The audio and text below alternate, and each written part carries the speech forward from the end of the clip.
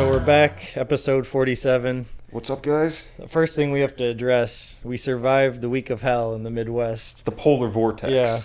I kind of hate that term. It seems a little played out, but it really is a polar vortex. Yeah. It was hitting negative 14 at one point when I got in my car in the morning for work, that's just too much. I mean, come on. I think the lowest I saw it on the couple days of freezing going to work was negative 16. I saw that and I'm like, why the fuck? Like, I'm making some sort of wrong choice in my life. Like, I should be able to just sit in front of like my apartment with like a warm fire, but Yeah, your entire life starts flashing before your eyes. All your choices. Why am I living here? What is my existence? My car was legitimately sad when I turned it on. It was making squeaking noises. You know, my seats are leather and they felt basically like wood when I jumped in because I have no remote start. So my seats were rock hard. That's a situation when cloth is actually better. I was I would say I'm not alone on this. I got the notification on my car. Oh yeah, your tire pressure's low, all that shit. Everyone's experiencing that. I was cracking up because last night a couple of people that we were with when they hopped into my car, they told me was that the notification for your low tire pressure? Everyone was like, Yeah. oh yeah, that's going on in my car too. You need to get those nitrogen filled. They don't change with the temperature as much. Really? Yeah. Where? I mean, could I ask for that? Like, I don't. Yeah, at the tire place you can when you get them rotated probably. Because I was gonna. I don't know. That's weird with you kind of new tires, but I don't know if they would just take all the air out of an existing tire. That's what I was thinking. Because like, what is it? I'm surprised your car didn't come with it because it's a lease. All new cars usually have that. Yeah, I mean, I don't know. I didn't even know that was a thing until you just told it to me. But I would, when I go and get my next oil change, which shit, I just got my car, so it probably won't be for a minute. I guess I'll ask him about it. But I don't know. Do you think that Look into it. Yeah, because I don't know. I'm bad with tires and deflating. I've always had an issue with that. I luckily have never really had a flat on the side of the road. I had a blowout once in high school driving, and I just drove on the rim. I didn't give a shit. I would do that in my Grand Am all the time. I'm like, fuck it. You know what? I'm just gonna drive the piece of shit anyways. I had to get it towed to the tire place after that, but you know, you live and learn. Yeah. So with this cold, it's so ridiculously cold in the Midwest that they actually had to shut down plants at GM and Ford and FCA, I think, but definitely GM at the tech center because one, there was a fire at Consumer Energy, but luckily no one was hurt. Yeah, that's good. But they had to shut down one of their compressor stations. So there was at the worst time of the year when everyone's using their heat on basically full blast, they started sending out notifications. I got one. You know, to turn off your heat at midnight. Hey, we're all in this together. And I'm sorry, they can yell at my apartment, but I could not turn off my heat because you can feel the cold air just rush in if you stand by my window or my door wall. I was gonna say I got that text message notification from them. I think it was at like 10 something p.m. I was already asleep, but I woke up and I was like, it said, oh yeah, turn down your heat to like 65, I think, and I'm like, That's ridiculous because I have a external temperature on this carbon monoxide detector that sits separate, and that shows the true temp in the house because it's not connected to the actual system or anything. Okay. And that is showing 71 when I had it on 76 when it was hitting the coldest the other day. Oh like shit. negative 10. So if you had turned it down to actually like 65, it would have been probably like died. 60, Yeah. 59 in your apartment. Yeah. Yeah. That's too much. I mean, there's nothing else to say about it. I'm always fucking cold. Do you see what I don't know if this is real. The Trump tweet that where's global warming at? Oh 'Cause my it's so god, cold. it's so Like silly. That's not how any of this works. Yeah, it's not. Yeah, like that was a phone commercial that used to be on with all the old ladies talking about Facebook and shit. That's just like I feel like most people actually thought that like years ago when people were really kind of starting to talk about climate change and like the public view. I mean, people have been talking about it for years, but in terms of like, of course, we're 25 right now, so within the past like 10 years, I've seen a shift change because I remember when I was young and it would be, for example, like really cold. I'd be like, oh yeah, how is there global, because it was called not climate change, but global warming. Yeah. And I would say, oh, it's so cold. How is it global warming? But just like you said, that's not how any of this shit works. And people who educate themselves on it now, or at least just listen to like current events, know that Yeah, that's read not podcasts. that's not how it works. The climate changes. Not just it gets colder. That was a silly way to describe it like back then, because I guess maybe most people didn't know how to describe it any other way. I feel the same way with the weather change in Michigan just over the past 10, 15 years. Oh I yeah. know our parents and older people, maybe in their 60s, 70s, will talk about how different the weather and climates changed from when, it was like 1975 in Detroit. But even when we were little kids, the winter basically always got down to maybe 15, 5 at the coldest. And, you'd make snowmen outside, and there was a ton of snow, but mainly like light packing snow. Nowadays, it's more like Siberia here. The roads basically are frozen. For anyone that doesn't live or has never been here or in this area, it's not just cold, it's everything is frozen. Your doors feel frozen, your speakers sound worse in your Do car. you know what blew my mind? So you know how when it gets like icy out, we lay down salt on the roads and sidewalks and all that shit. Yeah, it stops working past a certain temperature. Did you know that there are some places where you can't do that? Like in Colorado, they don't salt anything. They Really? don't salt the roads. They don't salt sidewalks. They just can't put down salt. I mean, it's really bad for the environment. Yeah. But Yeah, they're like, man up and get a gigantic truck or something, or a Subaru. yeah, They all drive Subarus out there. because Snow tires because on them. you were living in Michigan, we were just it used to when it gets really cold out, the city or private companies will go out there and salt the roads, salt parking lots, so there's never really any ice. But you take a place like Denver or Colorado, any place in Colorado, and you got to think they get just as much, if not a lot more, snow than we do. Yeah. Icy temperatures, but I'm sure they still have to deal with fucking ice that's everywhere. But Yeah, there's levels to cold. There's walking around with your friends between bars and it's 30 degrees. You're like, shit, this a little sucks. chilly. You have your jackets on, it's fine. Then there's zero cold. it just hurts. Yeah, that hurts. And then when it gets down to -10, -15, that's the type of weather you actually have to be prepared when you leave the house. Because if you run out in just a hoodie and you're like, oh, my car has remote start and heated seats, and you break down in the middle of nowhere, you could die within, 45 minutes possibly if you're out walking on the side of the road. And there's They always find popsicles. Someone I work with, her sister, cousin is a nurse, and she said there's always every season there's popsicles come in. There's always the first one that happens, from that, they're drunk and they trip outside their car and they fall asleep in a snowbank and they basically just completely freeze. oh yeah, It's so no, fucked up. it's scary because really I don't think I've ever been in a position where I was too worried about that, because at least over here, wherever I gotta go, if I'm well, if it's if the weather is in a situation where it's like super bad out, like super snowy, super cold, I'm not driving anywhere far. Like No. that's key number one right Yeah. there. I become a hermit this type of weather, this time of year in Michigan. I don't like to go out unless it's something really appealing or I have to. And I feel like that situation, because we're not alone on that. Like a lot of people deal with that living in Michigan during the I more winter. don't understand when people are fine with it. They're like, "Yeah, I like Michigan." I'm like, "What are you talking about?" I mean, I like the place, but how do you not complain about this weather lately? I was gonna say, I mean, just like I mean, a lot of people who I guess live here. I mean, I love Michigan, but that doesn't mean I fucking love the snow.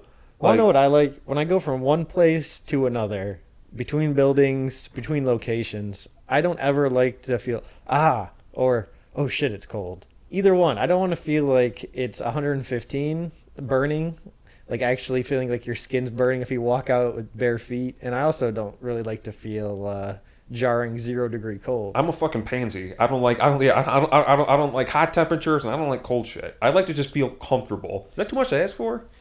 I mean, it'd be a little bit to ask for if you wanted one temp, the same climate, 73 everything. degrees, partly cloudy every fucking day. Right, with the same humidity. But all I'm getting at is I just want a good range of maybe 55 to 75. Yeah, I'm a big fan of Pacific Northwest weather, around Seattle. Except for Mhm. the rain, it is depressing. But that temperature range is key. I hate the cold. And something about that location with the ocean, it just never really snows. And when they do, they basically just shut the city down They because it's don't a dusting. they don't get extremes. You know Yeah. that this is that's what I don't like. Like Michigan, And you it's can get funny those extremes because, though. sorry, yeah, you get those extremes and extreme climates and personalities like in Russia, northern Canada. You know, tough places make tough people. That's what I was gonna say. Is it's funny in a way. Is if you think about it, like really cold places like Boston, and then you compare those type of average Joes compared to average Seattle guy, and it kind of shows you like that if you're not experiencing the extremes, it kind of does make you a little bit softer. It's enjoyable though, And one thing that a lot of people, which I can understand, let's say you lived and or grew maybe it's up just in less angry. Sorry, go on. no. Well, let's say you grew up in Southern California. Okay. Never really experienced any sort of snow unless you kind of like went north and snowboarded, did whatever. But let's say you spent the majority of your driving career driving on just regular warm paved roads. Then you go over. Let's say you move to Michigan, Colorado, and basically any place that has regular snowfall, and you try to drive in the snow, you won't know how to do it because you and we've been living over here forever. So ever since we've been driving, we've had to drive in snow. We kind of know, okay, how each car is different, obviously, but for the most part, not to when you go out when you start driving from a stop, you don't floor it. You brake Well, not earlier. everyone gets that for sure. You see countless people just in snowbanks crashed into walls. But still, the average person in Michigan, while even if they don't follow that, they know that's what you're supposed to do. Yeah. Whereas someone who comes, let's say someone takes someone from like Arizona, never seen snow in their life. It really have does them- make you a way better driver. It does. You take someone who's 16 and you have them drive in horrible winter conditions for 2-3 years, then go back to somewhere warm. They're going to be better than the average driver there. It makes them understand their car better. Right. Because Especially in situations like a downpour or rain, because they're going to know how to handle it in snow, let alone rain. like traction is something that a lot of people surprisingly I don't think about. It's crazy, especially even in high-powered cars that people just buy, the like automatics. They're surprised when they just like floor, 500 horsepower car and they spin it out and crash it. It's like you got to have a concept like there's still physics. You gotta lay into it, and if you feel it, let it losing traction, let off a little bit. People don't get that. They Yeah. think like, oh, you just hold it down for max go. No, we're not playing fucking Need for Speed. Right, I was Like, about to say Rocket League. This isn't a goddamn cartoon game. It's, there's rubber, there's temperatures, there's, the condition of the surface you're on, gravel, snow. In Michigan, shit roads. That's a main factor too. But like we were talking, if you grow up young in Michigan or any place that snows, you really learn how to drive more efficiently in bad conditions like that. Yeah, you have control of your vehicle. And kind of changing the subject, but speaking of like young kids, I've been getting the impression just from like internet forums and just having conversations with other people, and it makes sense to me, which I didn't think about it before. Young kids may actually be a little bit less actual computer savvy, not tech savvy, but computer savvy than the average person who is like in our age group. Because unlike kids in the past, kids now have been inundated with tablets, cell phones, all of these mobile devices. They don't really need to go on a computer. Because think about it. Most people, they don't game on computers. They have consoles. And when people, for example, when we were young, would go on computers, it was, unless if it was, depending on the person, but for the most average person, it was usually just to go on like MySpace or whatever big website was bigger, AOL, Right. when we were younger. Friendster, Yeah, but now Craigslist. and you just simple Google searches, Yeah. but all that shit can be done on a mobile device, and people use their mobile devices for all that shit now. So you don't see a lot of kids just really getting that. Let me go on my computer and actually download extra programs and just learn basic computer etiquette that someone who didn't grow up with all those mobile devices may have. I mean, that's not everyone, because I'm sure there's tons of fucking kids out. Because it's impossible for there not to be a shit ton of kids out there who are even better at computers than we are. But I what do you think about that? think a big factor in that would be their school and how much they introduce technology. You know, if See they're that? a school, especially high school, where they're really pushing online learning and they're giving them iPads and all that, but where they're also forced to do research on a real computer and research papers. And But that leads into college as well. You know, in college, you kind of have to learn some of this technology on a computer because you can. I mean, I'm sure there's people who do it. I remember a few people who would always be doing stuff on their phones, but it's really hard to go through school and do everything off at like an iPad. But see, And that's you and me talking now. But let's yeah, say like a younger kid, they're probably like fuck a computer. Like I can just well, do all this on the tablet. it also depends on your degree. If you're doing Yo, things like computer exactly. science and You engineering, have to use a yeah, computer. or even some forms of digital advertising. There's programs or business that you need to run that you need a full desktop or laptop for. Oh yeah, like my point was that like that it's going away because like you said, there's always still going to be those career paths that require that. But for I think your point's very true for younger kids, though. You know, the thought that like the 13-year-old kid knows more than average 40-year-old office worker about things on computers in general. I disagree because, especially with app companies, they spend a lot of money on making these apps as simple as possible. You know, they eliminate any distractions in the UI except for distractions they put in on purpose, like yeah, beeps and bloops and pops when you refresh you to can make it always tell when they take great care to put like a clean user interface in there.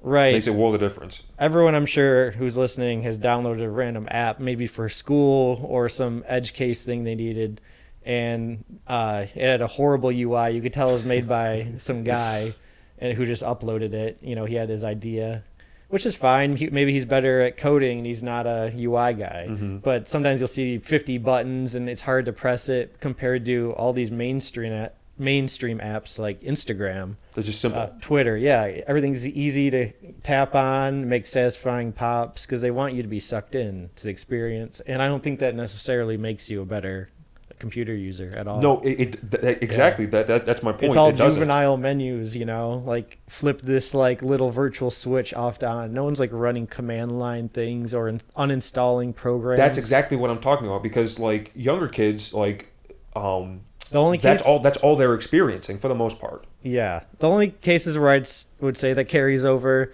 is on a Mac, for example. You can actually delete apps by dragging them to a trash, just like how you drag it on an iPhone to the trash. Hmm. But on Windows, just the thought of going into like your apps and clicking uninstall and all that, I don't think that has any correlation.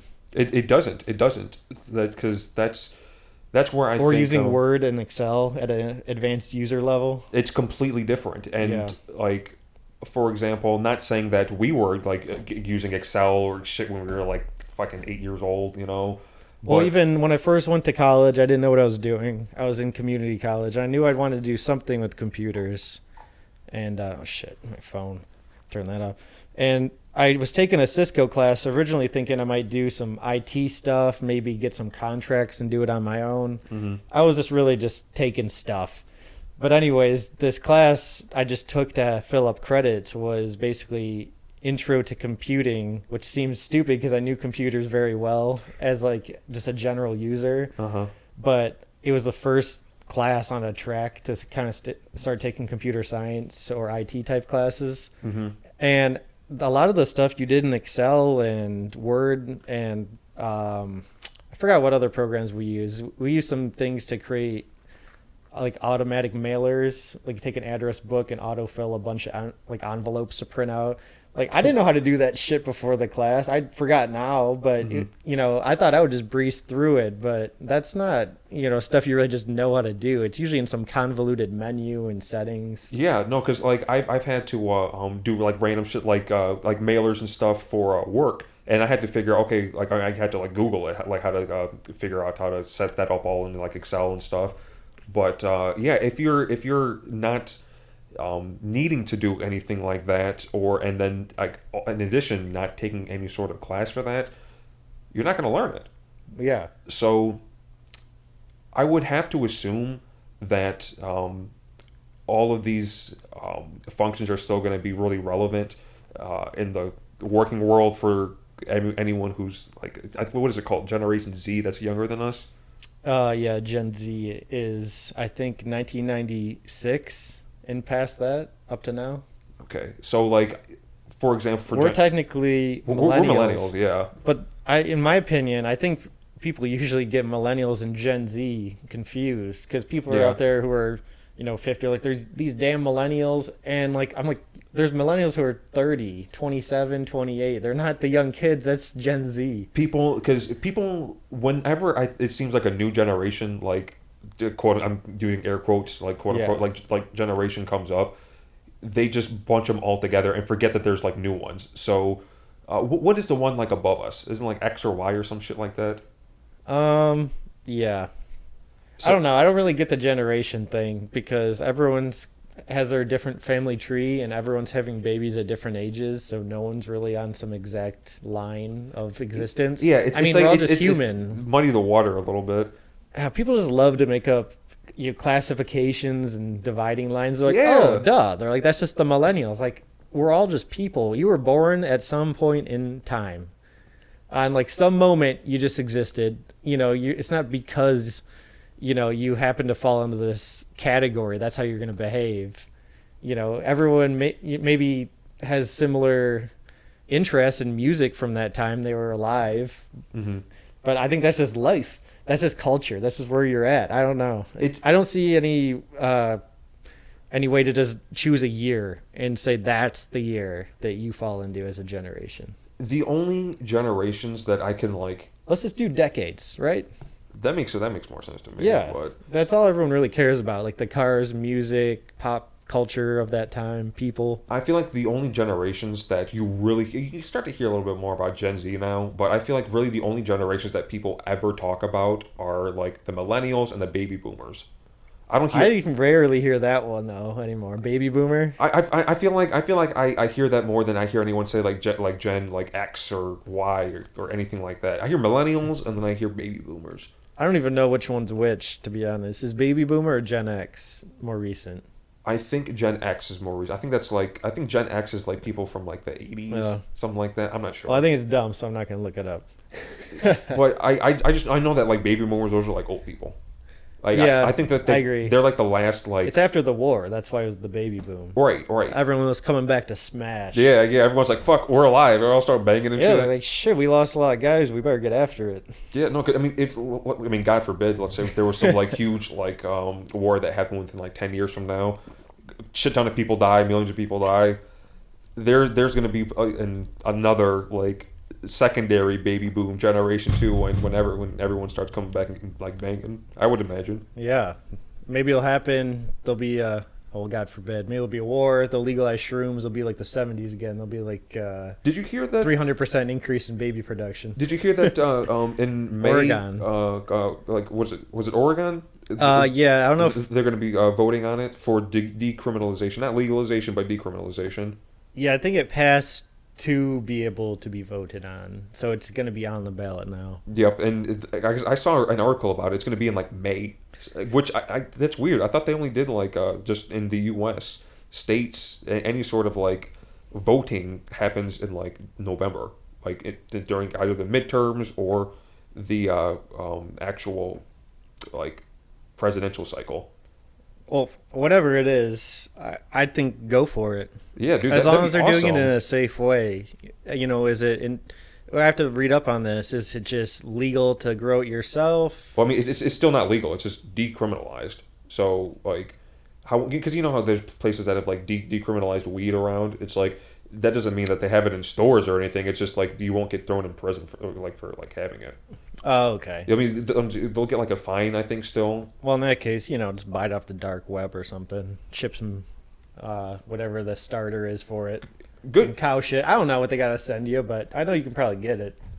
I Or you feel, can just buy some online, and if you get caught with it, I'm pretty sure. you just get like a $25 ticket. I'm pretty sure like you used to be able to buy like mushroom seeds and stuff online like within 20 years ago, but obviously I don't think you can like do that now. People kind of But- have like wised up to it. I don't exactly know how that works. I'm not really the type to I mean, I guess it'd be interesting to read about, but I don't think I'd like grow shrooms. But the thing that throws me off is their spores, I thought. So I don't know if that looks like a seed, but I don't know how you would get it. I thought it just like kind of grows on shit. So I I mean, don't know how you would make it. yeah, like some people have figured out how to do it. Whether Maybe you can make like it like grow on mold or something. there's probably some sort of like weird thing like you got to do. Like they'll send you something that, and I'm talking out of my ass. I don't know shit about this. There's probably someone out there saying you don't know what the fuck you're talking about, but Yeah.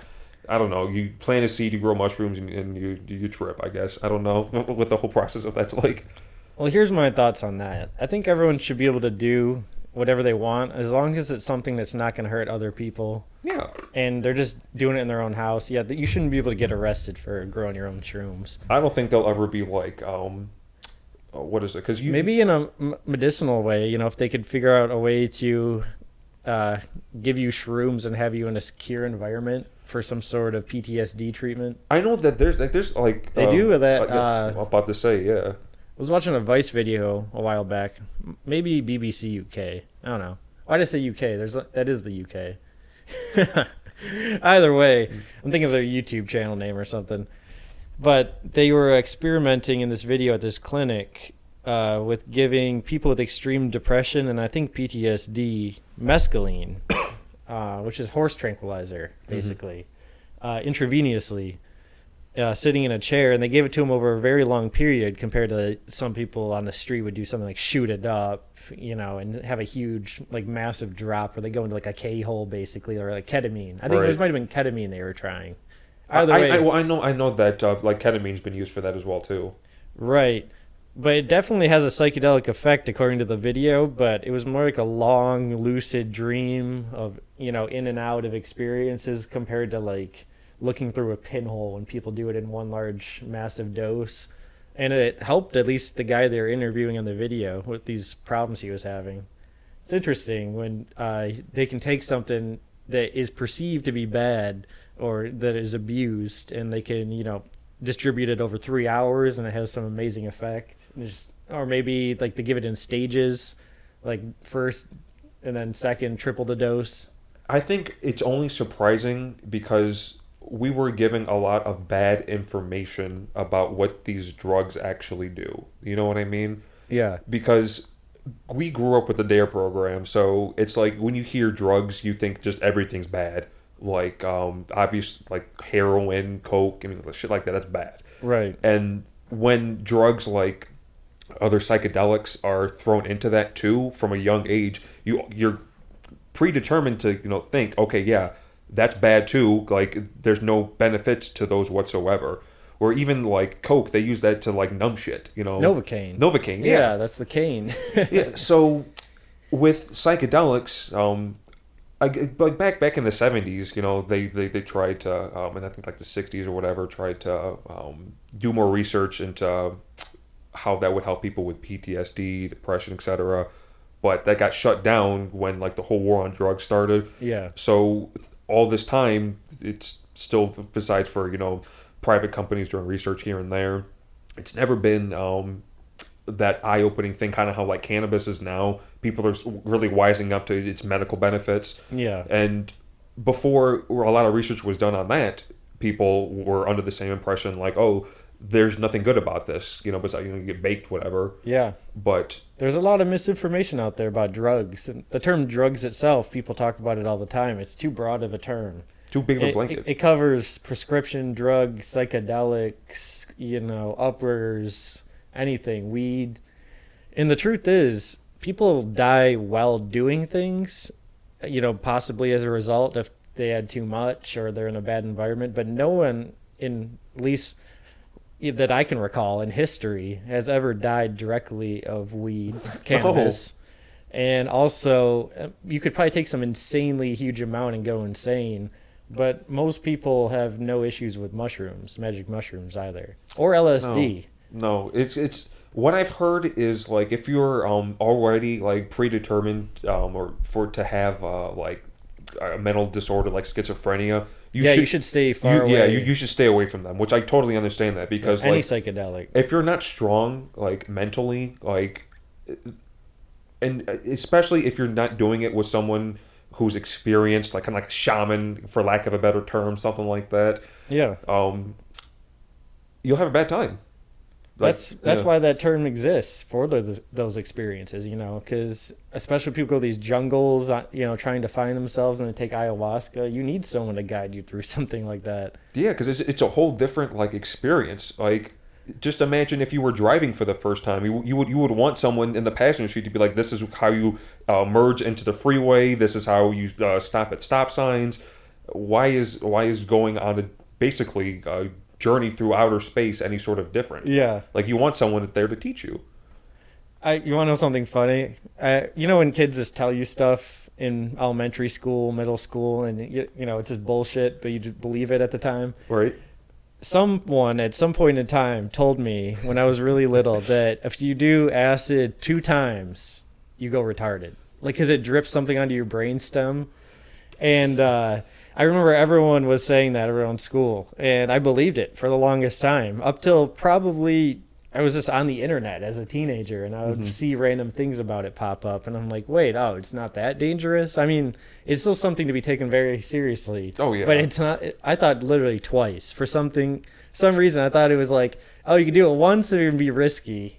But that second time, that's it. You just go retarded or you go crazy. I don't know. That's all a part of that bad information. Because let's say Or like those 1950s reefer marijuana. madness. Yeah, it's like showing like the devil-looking dude like blowing weed smoke with like a prostitute over on the other side. It's like, what is all this shit? Because imagine, like, let's say you were a kid again, and our society viewed psychedelics differently. Yeah.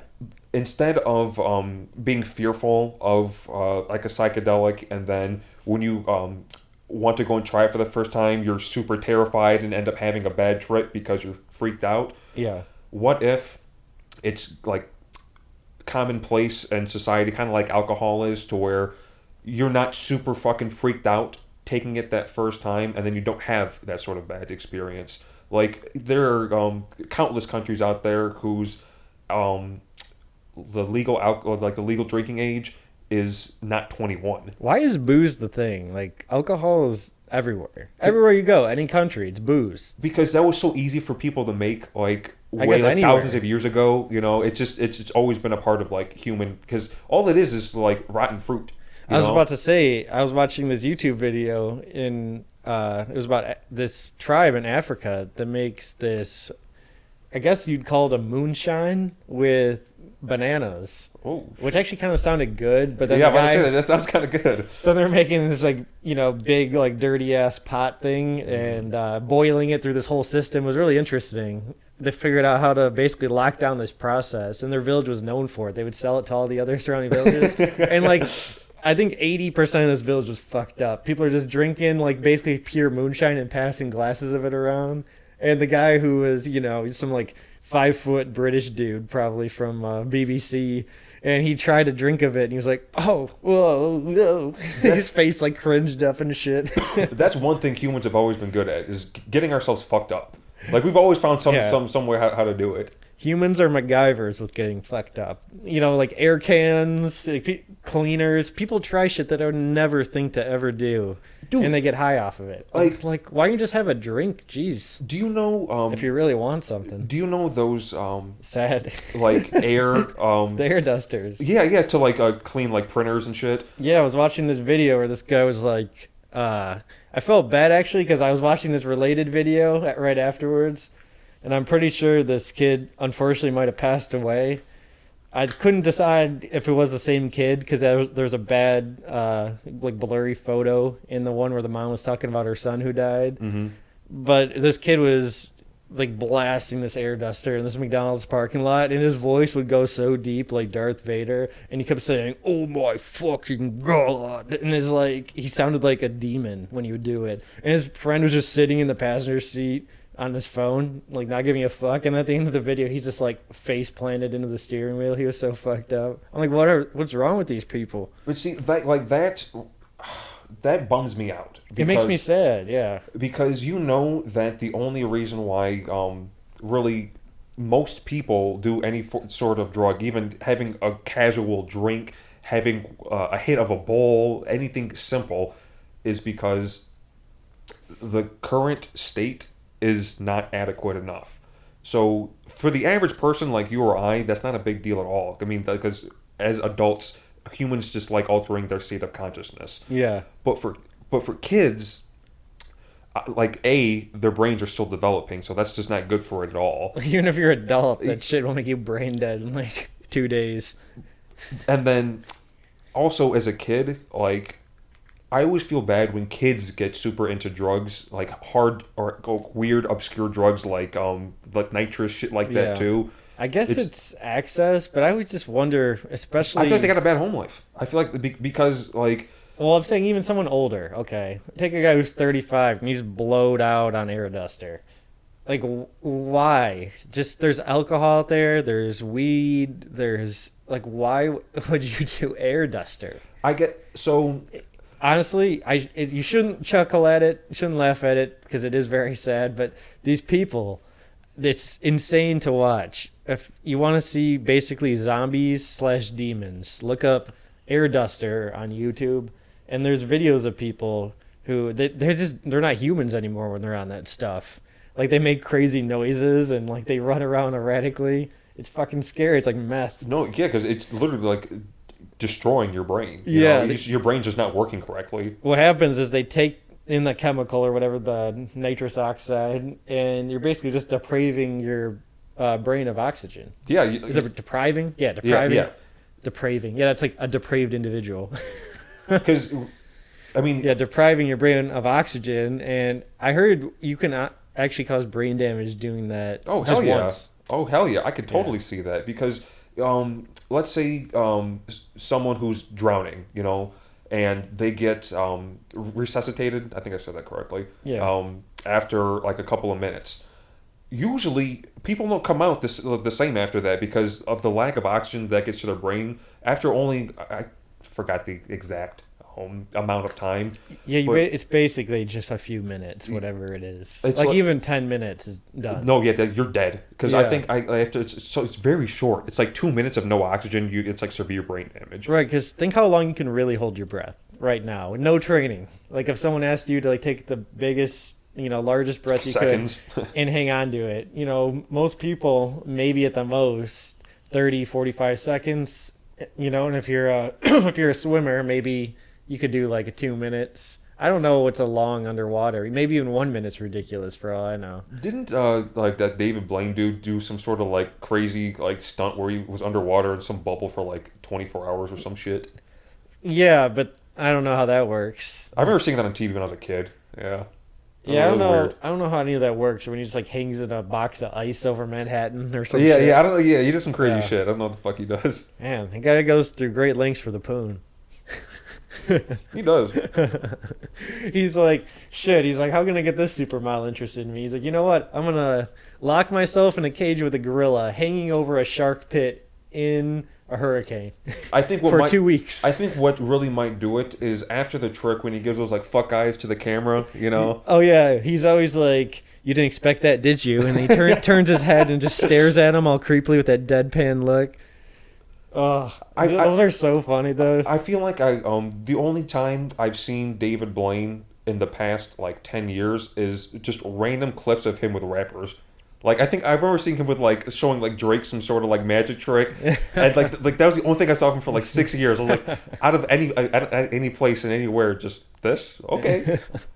Did you ever see those David Blaine parody videos on YouTube? They're from like a million years ago. They're from when YouTube was first created, basically. Yeah, yeah. Like really blurry. I think it's some comedian who made them, who I didn't even realize it was at the time. Weren't those the dudes from like Mad TV? I think I Yeah. know because this was like YouTube like a while ago, so they were kind of like grainy videos almost. But... Yeah, they would just like run up, probably scripted to a random guy on the street, and just, he'd suddenly be wearing the guy's shirt. And he'd be like, oh, where'd you get that? And you're like, I'm David Blaine. He would just start saying shit about his like wife, and then he would just do like the fuck eyes to the camera. They were just really stupid, like, early 2000s internet video comedy. I miss that. I miss That that era. realm, yeah. Like funny junk. I think we talked about that recently. Like all those game sites. Because remember that one game. Addictinggames.com. Yeah. A few episodes back, we got really into games and we were talking about, Mini Clip and all these these random games. I remember like the stick figure like action games where you'd be like running across a building and then you have to like click and shoot the guys with your dual pistols and Remember, hop into a helicopter. did you ever play Stick RPG? Yeah, stick RPG. Oh my You're in the God. town. You're like working a job. You could buy like drugs and shit. Yeah, you go buy cigarettes at the store and it would like affect your guy's health and you could get like In the bar diseases and fights, shit. you remember Yeah. when you get in the bar fights You and could train your die. guy? Yeah, you could just like die from someone stabbing you to death. It was pretty funny. It was really deep for a browser game. Yeah, yeah. I remember it was a singular person who made that. Really? Yeah. Well, actually, I mean, if you think about it, like, well, It was fairly basic graphics. The amazingness of the game was just in the gameplay. yeah, because it was really simple. It wasn't even like that big. At least I didn't get deep into it because I would only play it like at school in like that hour that I would get. Oh yeah. But there was like a whole map, but I don't remember ever like getting on because there was like the bus station. You could get on the bus and like go places. I never did that. I just got the bike and I was like, I beat the game. Those games were fun, man. There was a while when I had game systems, obviously, because I've always had one at some point, Mhm. or a computer, or both. But I would just go on the browsers when I got home and just play those games because I'd be playing them at school and, middle school. You want to go home and play them too? Yeah, I want to go keep playing that same thing because there'd be some new, like, flying little game out or something where you just want to Did you get into it. Like those Trials motorcycle games, you'd, like, go off the jumps and shit. Then you'd never beat the level and the class would end in computer class. You're like, I'm Always. going to play that shit when I get home. Did you ever play that one educational game? I think it was called Don't tell me the frog one. The Frog. Oh, Yeah. If anyone out there, please send an email to the Chamber of Consciousness at gmail.com and let us know. It's a game where you would basically, it was medieval theme sort of. You'd be a frog, I think, who stood on his hind legs, Yep. like a man. You had like water balloons or something. Yeah, you had these water balloon things to throw at enemies, and you'd reach these jumps. And when you'd run up to jump, the game would freeze frame, and a math problem would pop up with a timer. And you had to enter some basic algebra shit, like Yep. 7 times 3, and it would be, like 5, 4, and you had to choose 21. And if you made it, you'd complete the jump. If not, you'd die. So everyone in the class would basically fight to the death trying to hop on the computer. That was like early, like first grade. That was so fun though. Yeah, I'm talking Windows 95. Yeah, it was a long time ago. But yeah, like if anyone could, because I think before I tried to find some sort of ROM of that game, but I had no luck. So if anyone out Dude, there I'm hot could- on the ROMs right now. I'm about to download like Sega Genesis, PS1, N64. I've been in the mood to play something old because I don't know. I've been playing all these newer games, but I've basically completed almost every story game, I would say, I've gotten in recent time because I don't buy that many, and everything else I just play online. that's one thing I have to get over mentally. And I guarantee I can't be It's the the only time person. commitment. I can't be the only person that thinks like this, which it's not a good way to think about this entertainment, I don't think. We're used to the newest graphics every year, every 2 years, just shit improves. So when we look back at an old game, we think, oh, this must suck. But at some point, I'll like take any old like PS1, PS2 game. Yeah. You look back on it, and there have been probably thousands to millions of people take any game, and you know that at one point people loved that game, they really enjoyed that game. So take like myself now, 2019, and give me a game from like 2001, 2002, something like that. And I'm everything sure- ages differently, just like movies. I'm sure that I would some games I probably look back and be like, okay, like This is shit. yeah, this is shit. They didn't have the correct game mechanics yet. Or But- they just wanted to push it out for some movie and it seemed cool at the time and now it sucks ass. But I'm sure that there are some games out there like the Elder Scrolls series, Morrowind. Yeah, some of those games are so much deeper than the newer ones. I know I could go back and enjoy a game like that, but it's so hard to mentally actually want to do that because I'm like, why am I going to play this old game when I got this new game right here?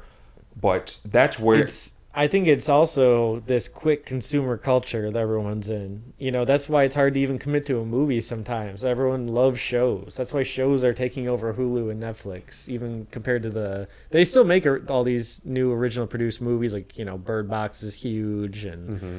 there's still the Hollywood movies they put out on there. I feel like we're in the, like you said, we're like in the era of We like don't, deep shows now. People do not like to commit for the most part to more than like an hour or two at a time, and usually a half hour or more to an hour. That's why people love shit like Fortnite, PUBG for Yeah. games, and also these shows. They're 40 minutes on Netflix, 1 hour for Narcos, because you watch one episode while you're eating, and finish off the episode, and then you're done. There's no 2.5 hour commitment for this long drama movie. People love the ability to hop off and switch. They want to go on Instagram after that. They want to go play a game for a half hour. They want to go play, whatever. People love switching contexts. Because there's so much now. Yeah. Because it's easy to do it. It's easy to just put on like The Office on Netflix in the background as you're browsing through Reddit or Instagram on your phone. That's super fucking simple. But That bothers me with myself, though. I hate what doing you're that. saying. I hate doing that. Yeah. And like you're saying, why can't you go back to a game and just commit to it? And when you have newer stuff, or why not just play an online game for a half hour? I feel that way with older movies. Like, why don't I just sit down one day and watch some of these movies on my list to rewatch, like Casablanca and Good like movie. Harlem Nights and all this stuff, which I know I'd have a great time watching. But for some reason, the allure of the quick entertainment, I just don't want to make that time commitment to watch a movie half the time. It's so frustrating, but at the same time, it also makes me appreciate more when I find that like medium of entertainment where I can sit there Yeah. and get deep into it. My favorite moment is when I realize I'm fully into a movie. Like, I haven't looked around for 30, 40 minutes. I'm completely into the story. That's my favorite moment. It's a great fucking feeling Yeah, because because you get engrossed in the story. You start to care about the characters.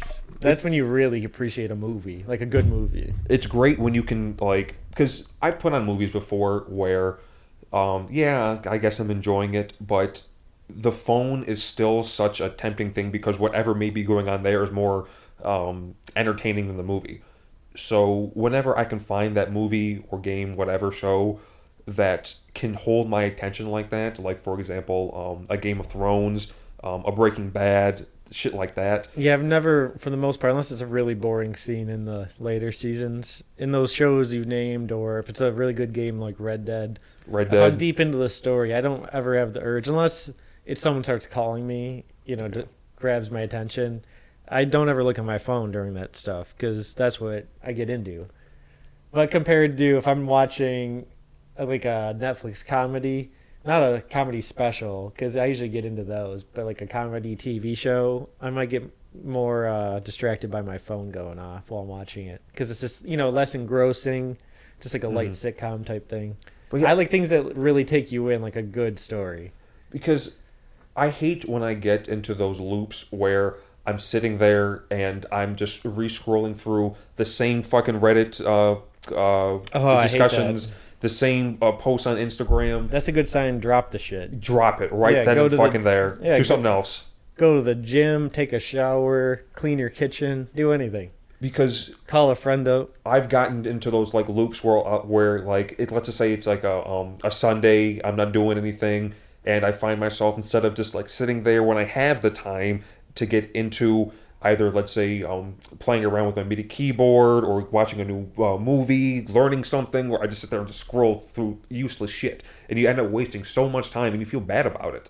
At least I do. I do too. You shouldn't feel bad about enjoying yourself, but when you're not even enjoying it, Yeah. that's a sign that you need to switch your habits up. If you're angry at yourself because you're looking at the same thing over and over and you haven't done anything all day, just get off it. Stop.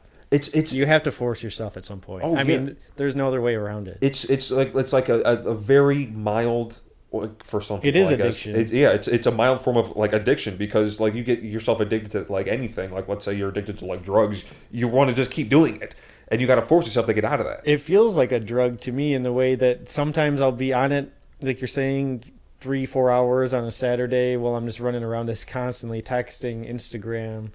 And then it gets to a point where it'll go off buzz a few more times from like a group chat, and I'll get sort of annoyed with it, and I'll throw it on my bed or something, go into another room because it starts to wear on me. It makes me tired. It's too much constantly going. Like because I've gotten into those situations where like I've got my phone and then like three people text me and then I got a message on group chat and maybe something on like Twitter or Instagram and I'm like this is too much. I got to chill for a Yeah. minute. I'm trying to get back to a place. I used to be like this where I wouldn't look at my phone for 4 hours and I just have, say, 2 hours of good reading with no distractions, just enjoying the day. Or do something like play like Starbound, like an old Super Nintendo game. Just no phone, just sit comfortable with the water, drink, and just get totally into the experience. I feel like I need to learn how to be Concentrate. more complacent with I don't want to say boredom because it's not boredom, it's just not switching What you're from doing. medium every 5 seconds. You know what I mean? I feel that with online games, it's really hard for me to stick into a game and play like 10 rounds of ever of something like Call of Duty, Gears Yeah. of War. Even though I love it, I always play like one or two matches. You're like, I think I'll switch to that game. I just can't just do the same thing over and over. I don't know. It's like Even if it's something I really enjoy, I don't know. I can't just play an online game continuously. I get bored just like everything else. I'm a show I can stick with. Like I love Narcos. I can go through a whole episode, but because it's not a new story, it's not new information going on. It's just the game. I get bored of that very quickly often. a good example of a game that I played like that. And I know that because we played it together. Fortnite. Yeah. That's one right there. Like I can play at the most like two. Unless if they're like you die in like 5 seconds, I can play like two like full matches of Fortnite Yeah. before I'm like I can't do this anymore. It really is dependent on if I'm playing with someone. Because if I'm playing alone, I really just don't play more than one or two games of something online at a time. But if I am playing with someone, I like talking. I mean, that's why we Yeah. do the podcast. Right. I get enjoyment out of, strangers in public. We get into a random conversation, ordering food at the same place, anything like that. Or like a good Uber driver conversation like we talked about. Like you just meet these people in airports. They leave a good impression on you. Those are the things I like for the most part in life. So when I'm playing a game with a friend and you're laughing about shit and it takes the experience to its true form. Because that's really what online gaming is trying to do. It's connecting Build that your community. couches with your friends so you're able to play with people afar. Because I don't know, it seems like recently there's not ever a good community online in these games where people have headsets and actually chat to each other. It's usually like one kid getting yelled at by his mom, or no one has a mic plugged in anymore in half these games. And other games are just so cancerous. You hop Oh, on yeah. and people are like blasting music through their mic in line, like off their iPhone. And I shit. remember so back in the Call of Duty days, like Modern Warfare 2, I was granted I was only like 14, 15 years old, but I would do that shit all the time. I'd have music like blasting behind me, and other people that I would play with would fucking mute me because my It's mic so was fucking going. annoying. It's super annoying, super annoying. But you got to think about it. When you're a kid, you're like, I don't give a fuck. They can mute me. Which at this like same I time feel the too. same way now. Fuck Yeah, it. yeah. I feel the same now. But no, I totally get that. It seems I'd like do it immediately. As soon as I hear any sort of background noise, like just some rock song blaring in the background, mute. off. Yeah. But it seems like it is dependent, just like any like online discussion board. It's just like any game. It's whatever game you're playing with has each. It's an community. ecosystem. It's an ecosystem, right? It's weird how everything in life kind of becomes a living, but not living thing in a way, like an ecosystem. It has Businesses its own do, life. yeah. Message boards take on their own sort of tone. Common phrases or funny things arise within that own community. It's the same way with a company or a podcast Right. or even a friend group, just insider jokes and stuff. Everything kind of becomes its own thing. Like we're a unit. We don't have a label, but like our crew we all hang out with, we don't have a LLC. Yeah, But in a way, we're kind of our own little ecosystem. We all support each other and look out for each other. And we have our own safety net. Like if someone needs to pass out on someone's couch, everyone's cool with that type of thing. It's with online games, it seems like we mentioned like older games that, for example, take let's say, what's a good online game that people played like years ago that people are still playing, like Counter Strike. Yeah, I feel like the community on Counter Strike is probably a little bit more mature than the community on Fortnite. definitely. Fortnite's full of kids.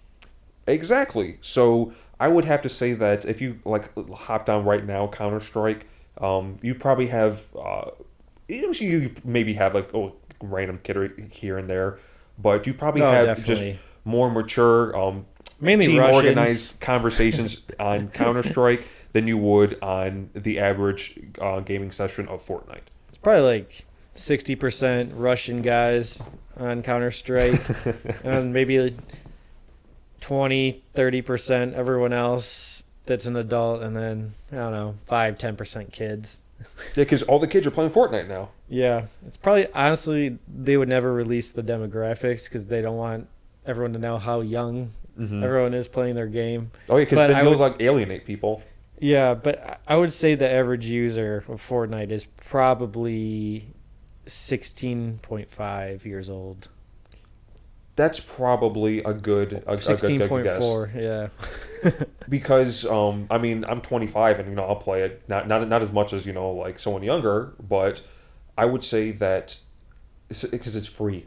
It's free as long as you have an internet connection, like you have like the what is it, the PSN network or an Xbox Live account. Yeah. You can just download it for free and play. Versus if you have to actually buy a whole game and then also on top of that pay for an online subscription, like you'll just black off a ton of just young people who they're not going to ask their mom for a credit card to get the game. Definitely. Well, we have our guests arriving soon. I just want to close out one final thought on that. There are some positive communities you do run into on say Reddit. On a particular subreddit, you see things where someone will go far out of their way to do something, like pay for someone's surgery in some cases. You see these things bubble to the top of the posts because it's some amazing feat. But people do go out of their way for strangers on these internet communities sometimes. Oh, because there are so many good people out there. You're Yeah. bound to find that all over the place. There's a lot of yeah. creeps, but there's also like Dennis who will say fly someone into their Florida where they're living and redo their teeth for them for free. I saw something like that on Reddit. That's one thing that I like to point out to people. While there are a lot of creeps and bad people out there, there are more good people.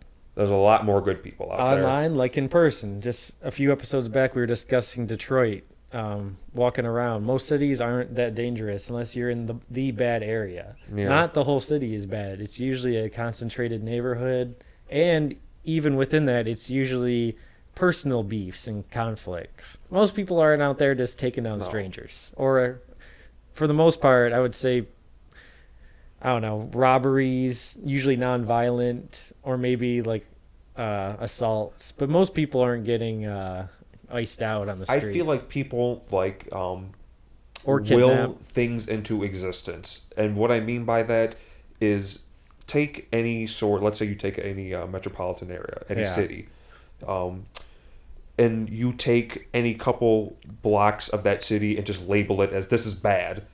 Then everyone that you speak to in that manner, they're gonna also think that's a bad area, and then now everyone thinks that when maybe it really isn't. So then people start avoiding that area. Whereas if you're just like, yeah, it's just a good part of it's just any part of the city, it's more open. You don't automatically put those barriers up in your mind and start avoiding that. So, and that does alienate people. That's one aspect, but also I think the actual geographical location can have an impact. For example, I saw this house. It looked like a great deal on Zillow. I was just scrolling through, looking at, Metro Detroit area, and it was in Ferndale, and I couldn't figure out why it was on, MLS basically for a year, and no one had picked it up. It was like a mid, 140, 150 range house, and I looked at the Google Maps and I realized it was the part of Ferndale. It basically backs up to an industrial park. There's factories there, and those type of areas just naturally they attract usually crime because people want to stay away from police, so they'll meet up in places like that. Unfortunately, that's just the way those type of areas tend to go. Like, right outside the city, by a lot of the underpasses, and maybe off in like a more like business area where not a lot of people have family homes. But there's a few, but they're more run down. That's where a lot of bad stuff tends to. You know that what is that term called? Like gentrification or whatever. Yeah, It seems it like pushes stuff out into the outskirts. yes, Lot. because like take a look at we were hanging out in downtown Detroit last night. We went to this local show, a couple of local bands, really fun. Shout out to American Trend, by the way. They were Yeah. great.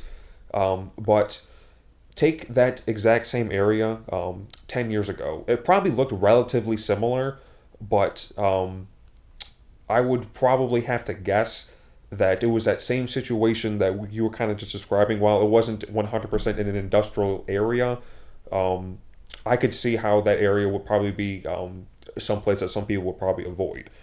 Because if you're an individual who is fortunate enough to have enough money to live away from that, most people aren't going to choose just due to health reasons or environment. They don't want to live next to the factories and stuff, so they're going to move farther away from that stuff. So as a result, due to property values, people can't afford to live away from it, have to live there, unfortunately. Yep, yep.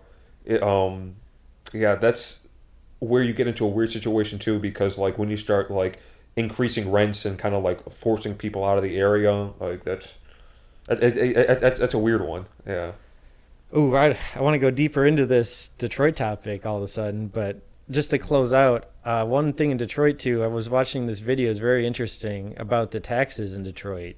How basically after the 2008 economy crash, the recession, the house values tanked, Hmm. but Detroit decided, due to all these amendments to the tax code and stuff, that the city tax code, that is, not state, to not adjust the property taxes to reflect the property values. So you have these houses that people are buying for literally $2,000, $3,000, maybe less, Hmm. but their taxes are, 10,000 a year, 12,000 a year. Oh yeah, because And these people are just getting their houses bought up by these investors who, in this video, in this case, would buy it up, but instead of just kicking people out of the house, they would, fix up the fireplace, bathroom, and stuff if it was needed, if it was run down, and then they would charge them rent to live in their own house.